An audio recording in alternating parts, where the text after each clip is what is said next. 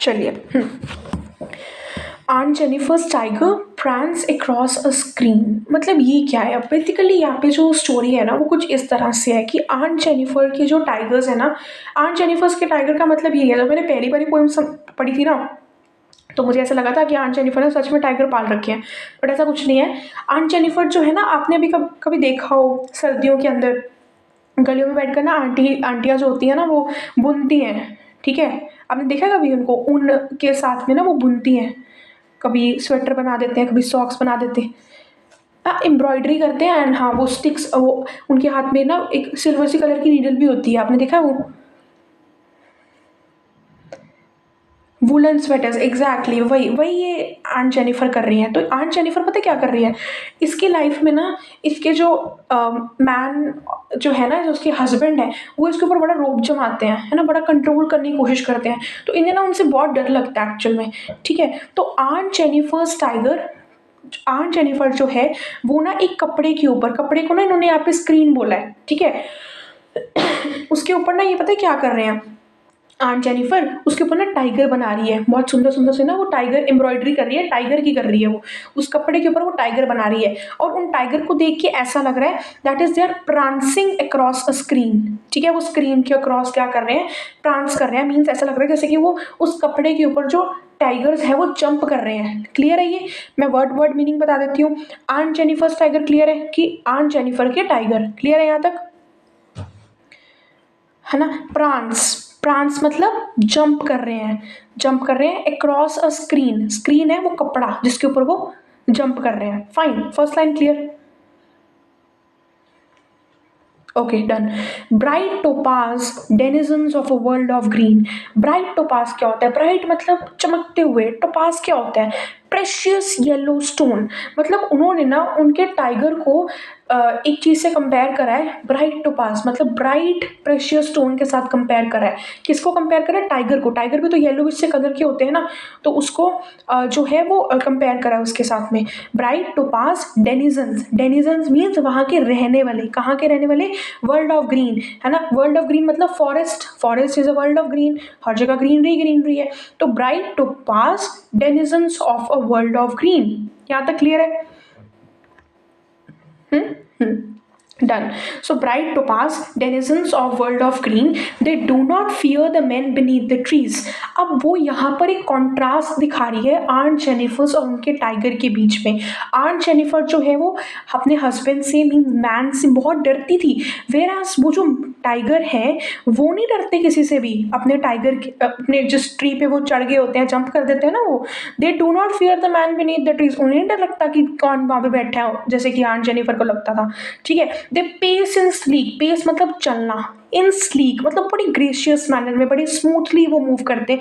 काइवेलरिक certainty, काइवेलरिक means politely, है ना? Certainty means with confidence move करना, ठीक है? मतलब ऐसा नहीं था कि वो अपने जो टाइग्रेसेस होते हैं उनके ऊपर वो रोप जमाते थे, वो बड़े ही ग्रेसफुल मैनर में मूव कर रहे थे, स्लीक मैनर में, स्मूथ मैनर में वो मूव कर रहे थे। काइवेलरिक मीन्स पोलाइटली मूव कर रहे थे, ठीक है? ऐसा नहीं है कि इधर उधर वो किसी को तंग कर रहे थे, politely they were moving. Certainty means with confidence they were moving, ठीक है? मैं एक बारी और पढ़ देती हूँ क्योंकि इसकी लाइन समझने में ना थोड़ी दिक्कत आती है, मुझे भी काफ़ी आई थी जब मैंने फर्स्ट टाइम पढ़ा था, ठीक है? आप फर्स्ट टाइम पढ़ रहे हो क्या? ओके ओके, ठीक है, कोई बात नहीं, फिर भी मैं एक बार बता देती हूँ। आप कहीं भी प्रॉब्लम हो तो आप बोल देना बीच में।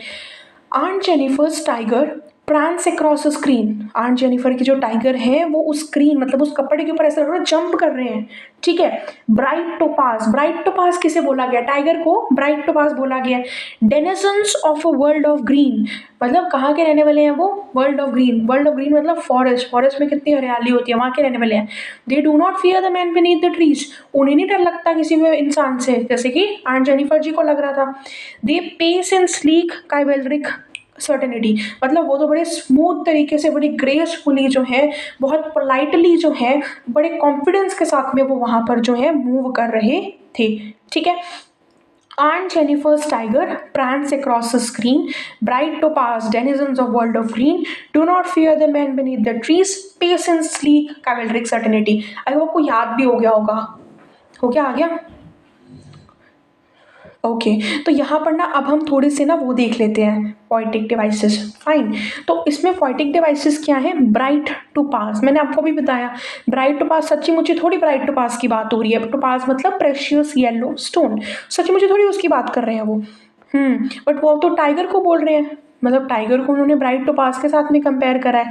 Denizens of a world of green, ठीक है, कहाँ के रहने वाले हैं वो, ये तो मैं फिर से पोइम बताने लगी। हाँ ठीक है, ब्राइट टू पास मतलब मेटाफर है यहाँ पे ये, ठीक है, तो ये पहला इलिट्रेशन डिवाइस आ गया मेटाफर, ठीक है। एंड जब भी आपने ये ब्राइट टू पास वर्ड सुना तो आपके दिमाग में एक इमेज बनी है, एक येलो सा स्टोन है, प्रेशियस सा स्टोन है, सुंदर सा स्टोन है, तो ये एक इमेजरी भी है। तो दो दो है ये लिटरेरी डिवाइसेस, एक इमेजरी एक मेटाफर। नहीं नहीं नहीं नहीं नहीं नहीं, यहाँ पर है बस मेटाफर और इमेजरी इकट्ठा, क्योंकि हम उसको इमेजिन कर पा रहे हैं। इमेजरी इज समथिंग जो आप इमेजिन कर पा रहे हैं, है ना, उसमें कुछ इतना नहीं होता, ठीक है।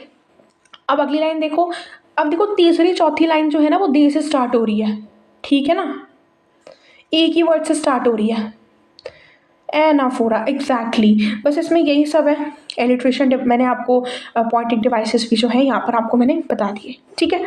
ओके, तो अभी ना हम आगे बात करते हैं।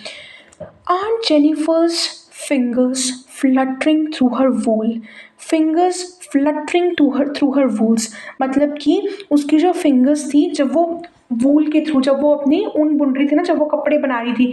आपने भी एक वर्ड बोला था ना, बुनना, आपने बोला था शायद,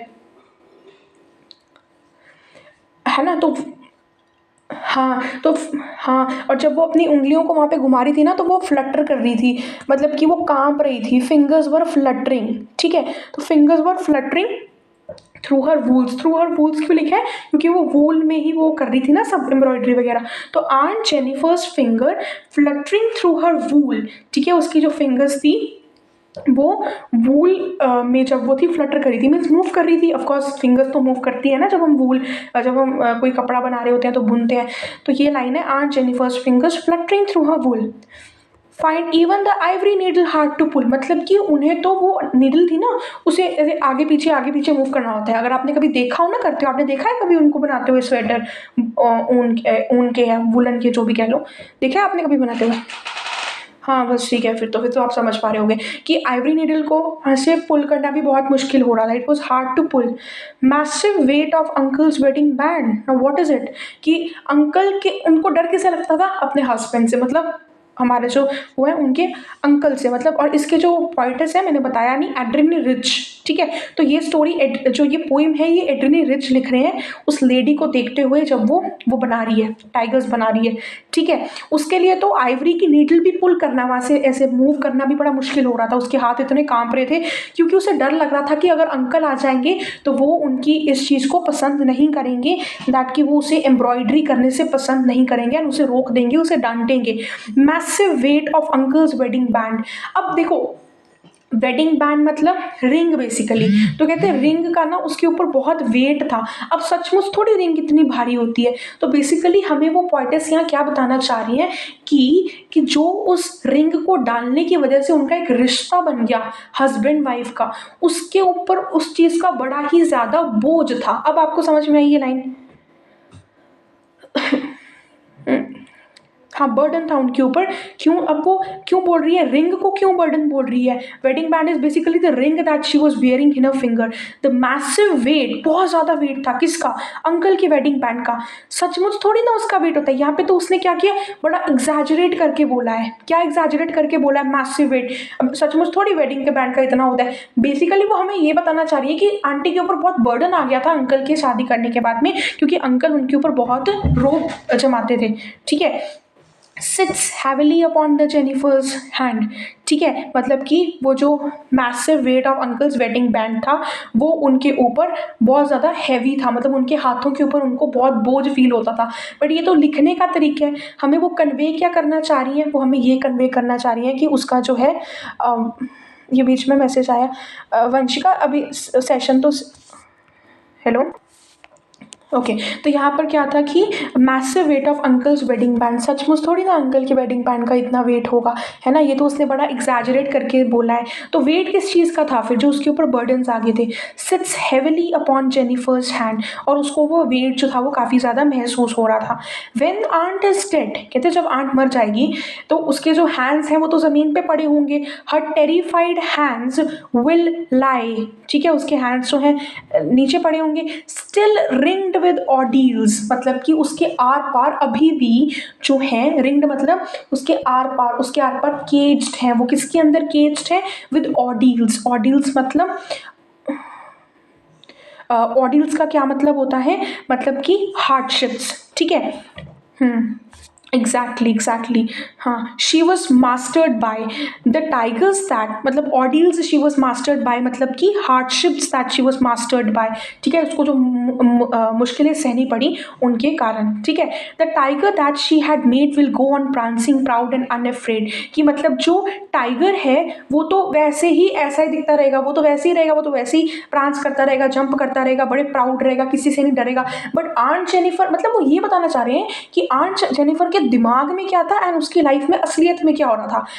दिमाग में क्या था कि वो मतलब अनअफ्रेड तरीके से वो जीना चाहती थी अपनी लाइफ में, प्राउडली घूमना चाहती थी, she wanted to prance like freely जीना चाहती थी, फ्रीडम चाहिए थी, एग्जैक्टली। तो बट रियल लाइफ में नहीं थी। हाँ, तो वो एक कॉन्ट्रास्ट हो गया किसके बीच में? आंट जेनिफर के बीच में एंड उसके टाइगर्स के बीच में। उसके टाइगर क्या थे? वो उसकी सोच थी जो उसने कहाँ पर उतारी थी? स्क्रीन पे उतारी थी।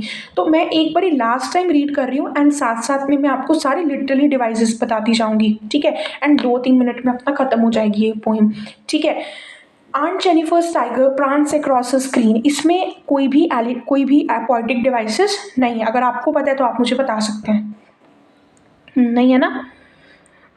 तो इसका मतलब तो ये हो गया कि आंट जेनिफर के टाइगर जो है स्क्रीन के क्रॉस प्रांस कर रहे थे, मीन्स वो जंप कर रहे थे। Bright topaz denizens of a world of green, bright topaz is basically the yellow stone, ठीक है। डेनिसन्स मीन्स वहां के रहने वाले, और world of green means forest. Bright topaz क्या था? अभी मैंने बताया था, याद है? नोट किया था? ब्राइट टोपाज, ब्राइट टोपाज क्या था? वो कौन सा लिटरेरी डिवाइस था? मेटाफोर और साथ में विजुअल, ठीक है। फिर उसके बाद में दे रिपीट हो रहा है, सो दैट इज एन एनाफोर। मतलब मैं लिटरली डिवाइसेस बता रही हूँ ना, तो थर्ड फोर्थ लाइन में दे आ रहा है ना, they do not fear the man beneath the trees, the patience sleek cavalric certainty, that is an anaphora, ठीक है। दो वर्ड्स रिपीट हो रहे हैं दो लाइन्स में, दोनों लाइन सेम वर्ड से स्टार्ट हो रही है, तो हम उसे एनाफोरा बोलेंगे। द पेशेंस स्लीक, स्लीक का मतलब होता है ग्रेसफुली, है ना, किसी को देखिए अच्छा लगता है कैसे मूव कर रहा है, कितना बढ़िया मूव कर रहा है। Chivalric means politely, certainty means with confidence. Unlike Aunt Jennifer wasn't moving, wasn't living with that much of confidence, with that much of freedom like those tigers, right? Aunt Jennifer's fingers fluttering through her wool. तो Aunt Jennifer की जो tiger थी, they were, trembling, they were fluttering through the wools, and even the ivory needle was hard to pull. अब यहाँ पर alliteration है, आप उसे point out कर पा रहे हैं alliteration को? दो words, हाँ जी, एग्जैक्टली वो एलिट्रेशन है। तो ये एक हमारा हो गया पोइटिक डिवाइस, ठीक है। The massive weight of uncle's wedding band, massive weight is hyperbola, उसने एग्जैजरेट करके बोला है। एग्जैजरेट करके क्यों बोला है? क्योंकि रिंग का इतना वेट थोड़ी ना होता है। Massive weight of uncle's wedding band sits heavily upon Jennifer's hand, तो उसका उसके ऊपर जेनिफर के हैंड के ऊपर काफ़ी ज़्यादा जो था बोझ था, ठीक है। Sits heavily upon the Jennifer's hand, यहाँ तक क्लियर हो गया। अब यहाँ पर ना एक और पोएटिक डिवाइस है जो मैं आपको बताती हूँ। Sits is basically a personification here. कैसे है वो पर्सोनिफिकेशन? ये एक पर्सोनिफिकेशन है क्योंकि रिंग थोड़ी बैठती है, बैठते तो ह्यूमन बींग्स है ना। पर्सोनिफिकेशन क्या होता है? पहले पर्सोनिफिकेशन होता है, मेटाफर होता है, एक चीज़ को दूसरी चीज़ के साथ कंपेयर कर दिया, हमें लेना देना नहीं है वो लिविंग है नॉन लिविंग है, वी डोंट केयर, बस दो चीज़ों को आपस में कंपेयर करा है, that is what matters. Personification होता है किसी नॉन लिविंग थिंग्स को किसी लिविंग थिंग के साथ कंपेयर करना। समझ रहे हो आप मेरी पॉइंट को? मेटाफर और पर्सोनिफिकेशन में फर्क। तो पर्सोनिफिकेशन होता है ये। सिट्स, अब देखो बैठते तो लोग हैं ना, रिंग्स थोड़ी बैठती हैं। तो उसने बोला massive weight of uncle's wedding band sits, मतलब उसका अंकल के वेडिंग बैंड का वेट उसके बैठा हुआ है, बैठता थोड़ी है, वो तो पर्सोनिफिकेशन है। हेविली अपॉन जेनिफर्स हैंड, यहाँ तक क्लियर है। इसमें एक हाइपर बोला था, एक पर्सोनिफिकेशन थी, एक एलिट्रेशन थी, क्लियर है। ग्रेट। उसके बाद में लास्ट लाइन क्या है, अब कहता है जब आन मर जाएगी ना, जब उनकी डेथ हो जाएगी, तो उसके जो टेरिफाइड हैंड है, डरते हुए हैंड्स हैं, ठीक है। अब देखो जब भी ऐसे नाउन बदल दिया जाता है ना, जैसे हैंड्स ही थोड़ी डरे हुए थे, वो तो पूरी की पूरी डरी हुई थी, मानते हो ना। उसके अकेले हाथ थोड़ी डरे हुए थे, वो आन जेनिफर पूरी की पूरी डरी हुई थी, उसको पूरे का पूरे को डर लगता था, अकेले हाथों को थोड़ी डर लगता था, ठीक है। तो जब भी ऐसे नाउन को बदल देते हैं ना, हैंड की जगह उन्होंने क्या लिख दिया, मतलब आन जेनिफर की जगह क्या लिख दिया, हैंड लिख दिया, तो इसे बोलते हैं ट्रांसफर्ड एपिथेट। ट्रांसफर्ड एपिथेट, ये भी एक लिटरेरी डिवाइस होता है, transferred epithet. Transferred epithet,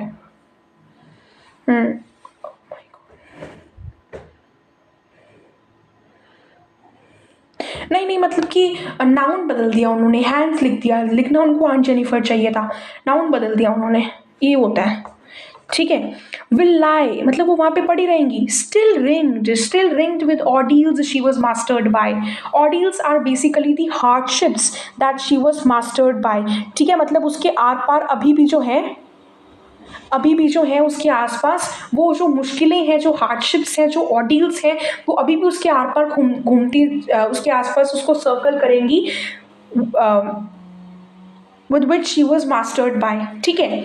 the tigers that she made, but जो टाइगर्स हैं on the contrary वो क्या करते रहेंगे, they will go on prancing, means वो तो वैसे ही जंप करते रहेंगे, वो प्राउड रहेंगे, उन्हें किसी चीज़ का कोई डर नहीं रहेगा। तो हमारी पोइम जो है पूरी फिनिश हो गई है। Okay okay.